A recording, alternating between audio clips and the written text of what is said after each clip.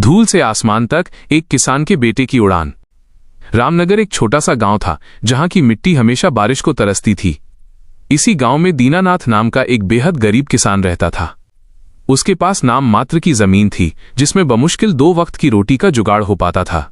दीनानाथ का एक ही सपना था कि उसका इकलौता बेटा सूरज पढ़ लिखकर कोई बड़ा आदमी बने और इस गरीबी के दलदल से बाहर निकले।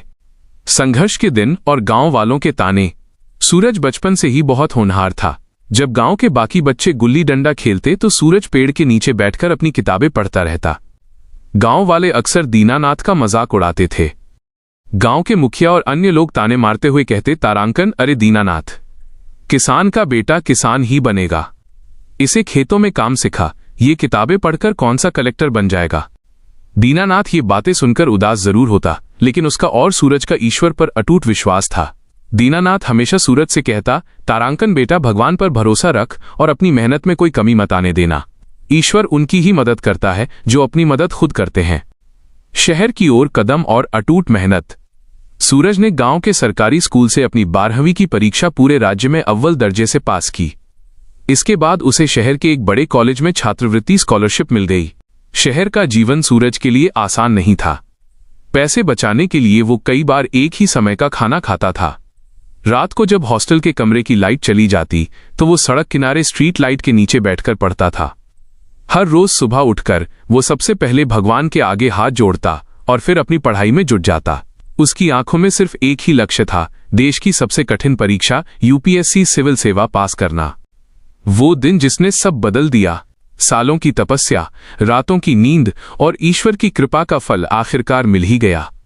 जब यूपीएससी का रिजल्ट आया तो पूरे देश में सूरज ने 5वां स्थान हासिल किया था। वो अब एक आईएएस अधिकारी, जिलाधिकारी बन चुका था। जिस सूरज को कभी 2 वक्त की रोटी के लिए सोचना पड़ता था, आज भारत सरकार ने उसे एक बहुत बड़ी जिम्मेदारी सौंप दी थी। गांव वापसी। जब फटी रह गईं गांव वालों की आंखें। ट्रेनिंग पूरी होने के बाद सूरज को उसी राज्य के एक बड़े जिले का कलेक्टर नियुक्त किया गया।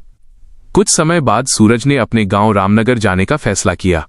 एक शांत दोपहर में गांव की धूल भरी कच्ची सड़क पर सायरन बजाती हुई पुलिस की गाड़ियां और सफेद रंग की सरकारी कारें गांव में दाखिल हुईं। इतनी सारी सरकारी गाड़ियां देखकर पूरा गांव इकट्ठा हो गया। मुखिया से लेकर ताने मारने वाले तमाम लोग सहमे हुए खड़े थे कि आखिर गांव में कौन सा बड़ा अधिकारी आ गया है।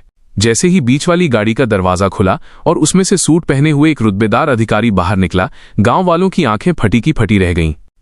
अरे, ये तो दीनानाथ का बेटा सूरज है। भीड़ में से किसी के मुंह से अचानक आवाज निकली।